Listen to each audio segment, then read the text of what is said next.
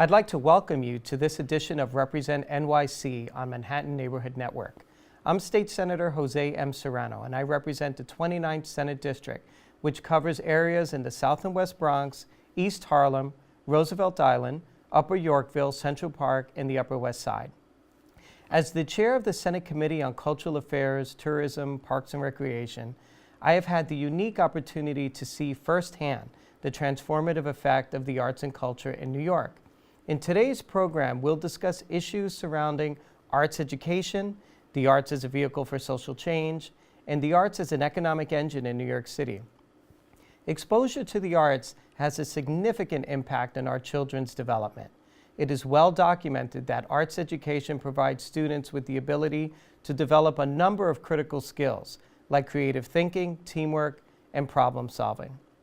These skills are important not only to academic success, but also to future workforce success. Communities that have experienced revitalization throughout New York State have always had a cultural community as an integral part of that change. From Soho in the Village and Williamsburg in Brooklyn to Syracuse and other upstate communities, the cultural sector has the power to invigorate the economy and to improve quality of life for all residents. New York City's cultural sector is a huge draw for tourists from every corner of the world, thus creating a powerful economic engine for other industries like hotels, restaurants, transportation, and retail. In fact, the number of visitors to New York City rose to a record high of 65.2 million in 2018. That was an increase of 2.4 million from 2017, due in no small part to all that our cultural sector has to offer. Government support for the arts can have a huge economic benefit. The arts provide a 9-to-1 return on investment for all government spending. We must look at the arts resources of any community as a part of infrastructure that requires sustenance, updating, improvement, and frequent discussion. In that spirit, I've invited experts who work day in and day out to raise awareness of the arts in our community. Joining us today are Dr. Jerry James, Director of Teaching and Learning at the Center for Arts Education, Voza Rivers, Chair of the Harlem Arts Alliance, and Mara Manus, Executive Director of the New York State Council on the Arts. Thank you all for joining us. Let's begin by having each of you tell us a little bit more about yourselves and your organizations and how you work on behalf of the arts in New York City. So, as you said, I'm Jerry James. I am the Director of Teaching and Learning at the Center for Arts Education, and we've been working for over 20 years to ensure that students, all public school students, receive a quality arts education.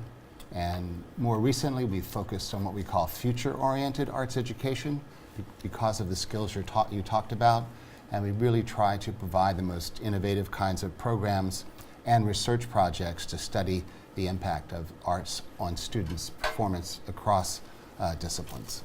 Wonderful. Voza Rivers? I'm Voza Rivers. I am the chairman and co-founder of the Harlem Arts Alliance, an art service organization with about 350 members from the small individual not-for-profits in our community to the larger ones like Carnegie Hall, the Center for the Arts at City College, Columbia University, et cetera, et cetera. We have a monthly meeting for our membership, and that agenda includes advocacy, sustainability, best practices, and it allows us to have the larger organizations exchange ideas and to share within and demystify how they're successful so that the smaller organizations can also benefit. Wonderful. Thank you. Mara Manus? Thank you. Thank you so much for having us here. It's an incredibly important discussion. So the New York State Council on the Arts is the largest arts agency in the country. This year we provided $51 million in support to roughly 2,400 organizations and artists around the state.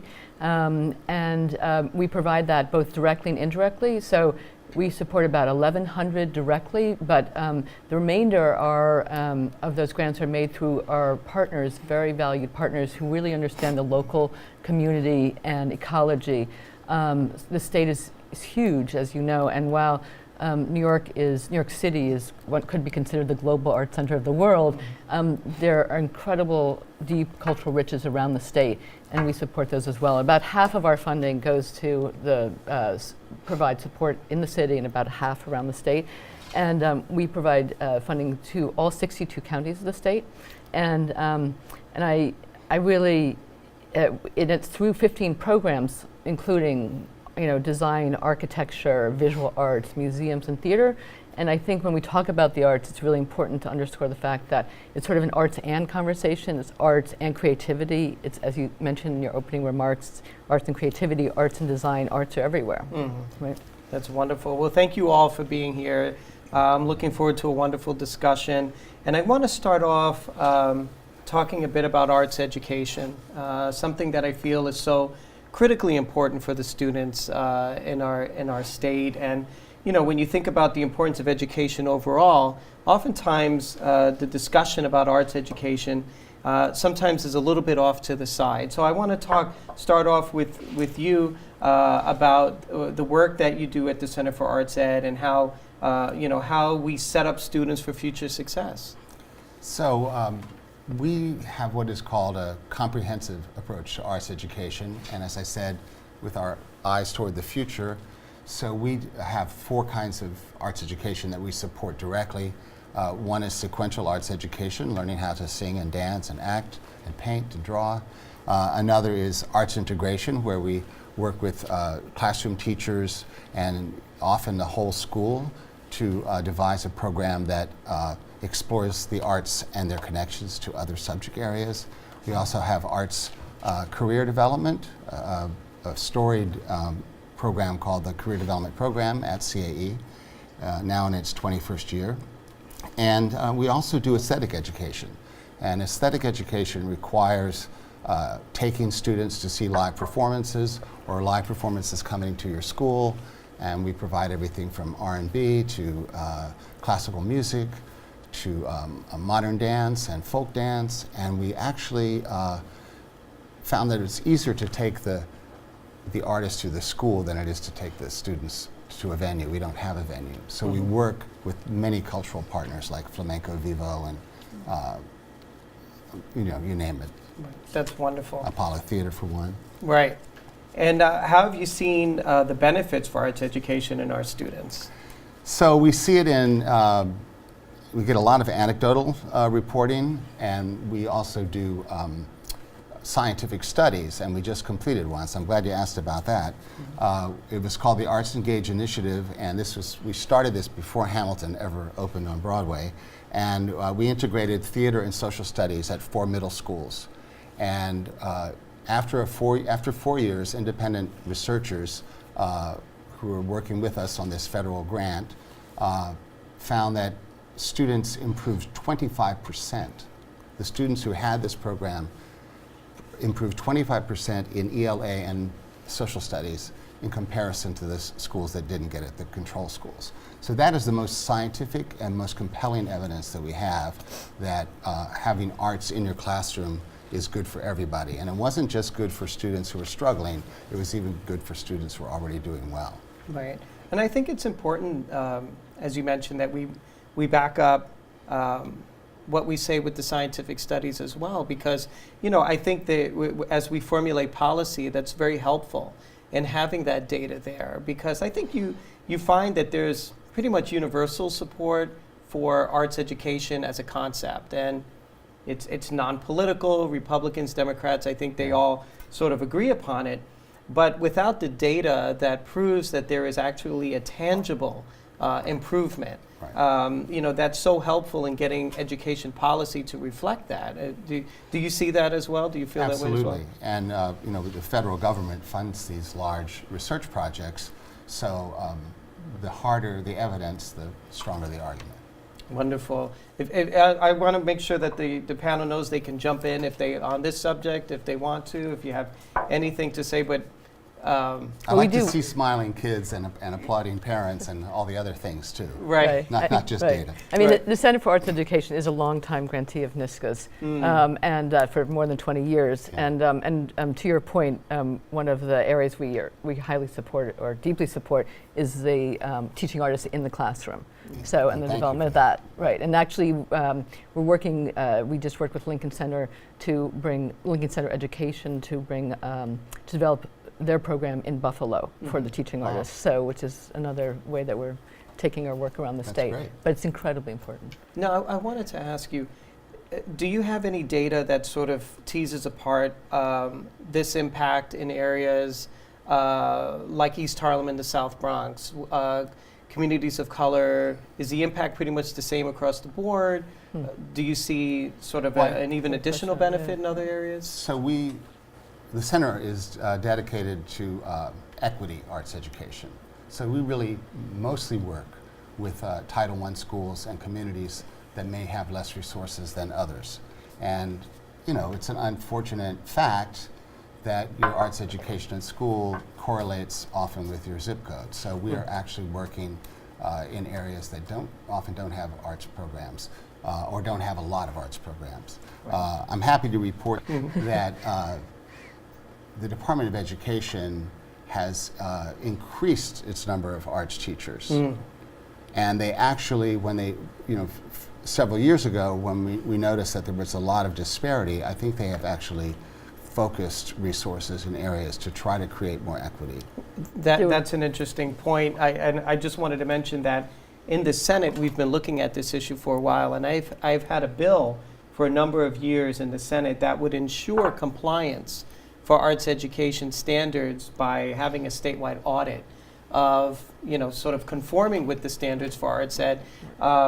My fear is that if we conducted that audit, that we would not see a high level of compliance statewide. But I'm happy to see that we are improving here in New York City and hopefully in other areas. Mara, you wanted to? Yeah, no, I was just remembering, wasn't there a report issued a few years ago about that studied the presence of arts education across the city and noted specific arts deserts? Yes, that was the And controller. has that driven the increase in I think so. I arts mean, I'm not education teachers? directly involved in the policy Yeah. work that we do, but I definitely have seen more arts teachers, more arts programs, more grants coming from the Department of Education. Right. And also I served on a Blue Ribbon Commission in Albany with Roger Tillis, and definitely the regents are behind arts education as well. So Yeah. I think everyone knows that the foundation of, for many people, the foundation or the beginning of being a success in school and in life starts with creative work. And I just want to add that what we've been doing as an arts service organization is to use local organizations. There's an organization called the Coalition of 100 Black Men. They have adopted schools and they are volunteering to go in with artists and teachers to provide the education, not only the education, the interaction between arts and culture and advocacy. And this is something that we're very proud of, that we're getting the community not only to rely on government to do it, but to get the community involved also in these efforts. Well, this is a wonderful segue into our next topic.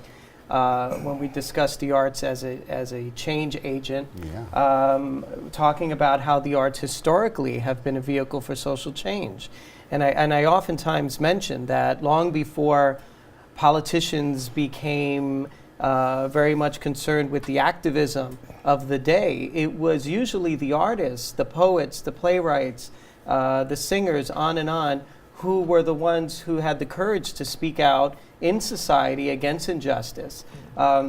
They were the ones who would encourage, you know, sort of the changing of society in a positive way towards social justice by highlighting many of the ills. And I think that is something that we see time and time again. When I was growing up in the 1980s, and it seemed like we couldn't get the elected officials at the top to talk about HIV and AIDS, it was the Broadway community that were the first ones out there talking about it. Right.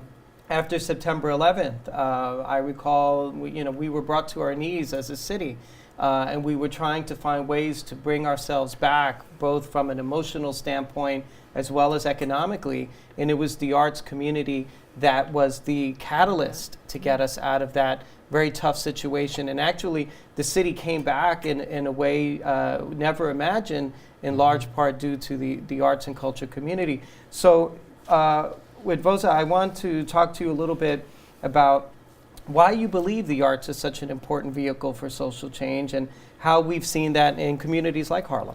Well, it's very interesting. We created the Harlem Arts Alliance in 2001, a month before 9/11.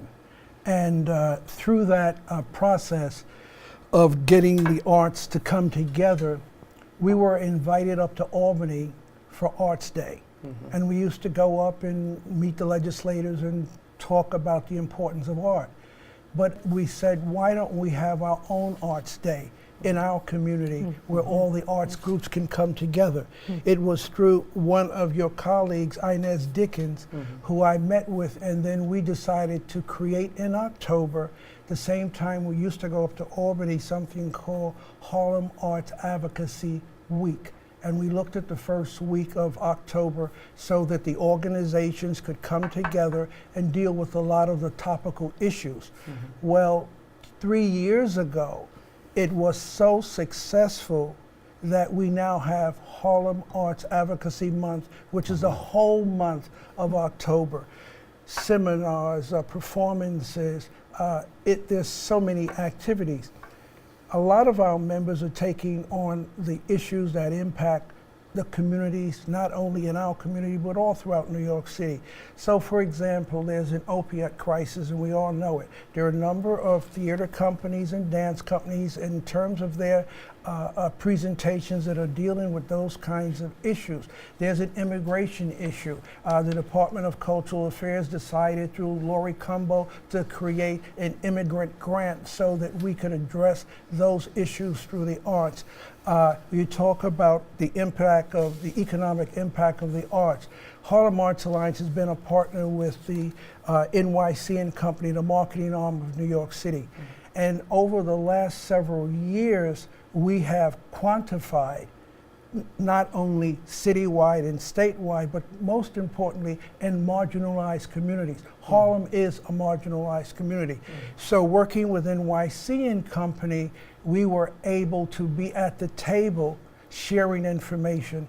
This year, 2018, for the very first time, the state of New York, the I Love New York campaign decided that they would add Harlem as a destination. Mm-hmm. And so the Harlem Arts Alliance, the Greater Harlem Chamber of Commerce, working with NYC and Company, we were able to focus on Harlem as a destination so that we could spotlight and showcase a lot of the cultural groups within our communities. East Harlem, Central Harlem, Washington Heights inward. Very, very important. We have, over the years with Harlem Arts Alliance and the Greater Harlem Chamber of Commerce, created something called Harlem Week. Mm-hmm. Harlem Week, again, the whole month of August. We attract an audience in excess of 2 million people. We're at the table with identifying our cultural institutions, from the Apollo Theater, the Schomburg Studio Museum, and most importantly, the smaller organizations that most of the funders don't know about, but have been on the ground doing the work constantly. And so again, for us this year, we just got a report. I just came back from a retreat, and the retreat said that through the month of August, for the activities that we created, we reached an audience in excess of 732 million people. Wow. And that's through the metrics that the Sunshine Sachs provided. Let me ask you this question. Unfortunately, we live in a time of such deep divisions. We seem more divided than ever before, not necessarily in New York, but from a national point of view. Do you feel that the arts is that unifying force that can transcend cultural, social, economic barriers to be a unifying force for positive change? It is a unifying force for positive change, and it's demonstrated every day. When we started Harlem Arts Alliance in 2001, it was a different need of what the role that the arts organizations were playing. But after 2001, we all kind of came together. Over the past few years, and especially over the last several months, the opportunity, and I know Harlem Gay Pride Month, a year is happening this year. We've started to see a number of LGBT organizations in the arts come to our meetings. And so now we've bridged that gap. It was also important as the legislation, the legislators changed in our community, that you had the Latin community, which at that time was Puerto Rican and Dominican, but they were separated. And then you had the black community right in the middle. And it was our goal through the arts to bring these communities together. We work very closely with our congressmen. We are in East Harlem, and we are constantly making sure that we bring East Harlem, Central Harlem, Washington Heights, Inwood, all together. We are a reflection of the times that we live in, and the arts play a major role in making sure that we address these topical issues that are important in sustaining New York as the cultural capital of the world. Thank you. You know, this brings me to my next topic, which is the arts as an economic engine. You know, we know how New York City's economy is so driven by record-breaking tourism year over year, and almost entirely on the notion of arts and cultural tourism. We see that in New York City. We see that in other parts of New York State. And a lot of the data that I've seen over the years has shown that communities that were at one time economically depressed and looking for a way forward, there's always been that artist community that's been part of that revitalization. So I wanted to talk to you a little bit about your agency and how the support for tourism helps drive the economy here and in other parts of the state. Sure, great. I did want to just also heartily agree with you in terms of the arts as a unifier and a community builder. You know, the arts are such a visceral experience that I think it allows us, you know, we take it in an emotional way, so I think it allows us to transcend those barriers in, you know, much more easily, and it's you know, it is magic. We see that in school communities, and we see it in classrooms and professional learning sessions and conferences. The arts bring people together. They do. No doubt. Yeah, they do. In terms of the economic, it's an economic driver, it's an economic engine in the state and the city. I think the numbers are astounding. In New York State, the arts generate $114 billion, contribute $114 billion to the economy, 500,000 jobs, and interesting enough, that is more than the retail sector, which is $70 billion. It is more than the construction sector, which is $46 billion. And I think those are interesting and perhaps surprising numbers to many people. I think here in the city, you mentioned the record number of tourists, and NYC and companies doing such an astonishing job. So of those tourists, we know that 30 million are cultural visitors, and we know that 75% of international visitors to the city come for the arts. So those are big, big numbers. In terms of the organizations that we support, and again, it's a vast number, both small and large.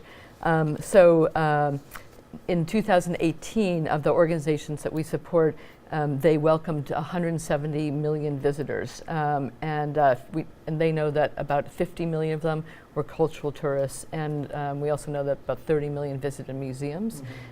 So the numbers are powerful, Right. And they're real. and they're real. Yeah. And then you know, we were talking earlier. I mean, when you think about Broadway, that's a $12 billion industry, and those jobs are not the jobs you just see. What's on the stage and not the actors. They're everyone who supports that production, right? And whether it's in the house, behind the stage, and we're so. I think we could be telling even a better job. We could be telling a better story about the breadth of the arts and the jobs within those. Right. I know that one of our grantees, Roundabout Theater Company, a very wonderful organization and great theater, on Broadway and off Broadway, they've just started a workforce development program for for youth who want to pursue these opportunities that are backstage, and that's in partnership with the IA, and creating pathways to the union, but creating pathways that I think these youth wouldn't have ever imagined they could access, and we're very proud to support that, and it's already proving to be a very successful program. And I think this is such an important discussion because, like I said earlier, seems to be universal support for the arts, but oftentimes people say, well, they're good if we can have them, but are they really impactful? Right. And I think that is the challenge, that we show them, hey, there's real numbers, there's real science, there's real data behind the impact. And in a place like New York City or anywhere else, it can be, a vehicle for positive change. I like that the New York State standards, the new standards, frame the arts as literacy, artistic literacy. And so when people ask me about the importance of the arts, I say, do you want your kids to be illiterate? And they go, no, I would never want that. Then they better be able to know how to make, look, and make, respond, and present, and connect to artwork. Right. Well, we're running short on time, but I wanted to give each of you maybe 15 or 20 seconds to tell us a little bit about what final word or where you see the future for the arts in New York City. Well, I'm excited about the Chancellor's plan. It's a 3 to 5 year plan, and it really focuses on equity and access. So there are a lot of features, including parent involvement, new pathways for certification, arts career development programs, and I was fortunate to participate in some of the focus groups. And so I think we're going to be excited when we see many of the things that the center and others have been advocating for actually get more attention. Wonderful. For our organization, we are encouraging a lot of our centers, a lot of our organizations to become smart centers, smart theaters, so that what we do locally can be captured globally. Wonderful. Wow. Yeah, I think that's great. And I think what we're also seeing in the arts, which is in and of itself a collaborative medium, is that we're seeing collaboration across the disciplines now, as people, as I think visitors and people who want to experience the arts want more immersive, perhaps, experiences and more cross-disciplinary experiences. And so I think what we're definitely seeing in New York City, when you go into museums, you no longer just see art on the wall, you experience music in the space, you experience sometimes theater, opera, and I think, and I believe that all the, that many institutions are starting to understand the power of bringing those disciplines together. And I think we're going to see more of that, and I think it will inevitably drive even greater participation in the arts at all ages. Well, I want to thank all of you for being a part of today's discussion. What we've proven today is that any one of these subjects can actually be an entire show in and of itself. But I want to thank all of you for taking your time and bring your expertise to this discussion. Thank you. I want to thank all of our amazing guests for joining me today and for their tireless work on behalf of the arts in New York City and state. I hope that today's discussion has given us a better understanding of how the arts improve our communities. I'm Senator Josè M. Serrano, and I'd like to thank you all for joining us for this installment of Represent NYC. Good luck and be well.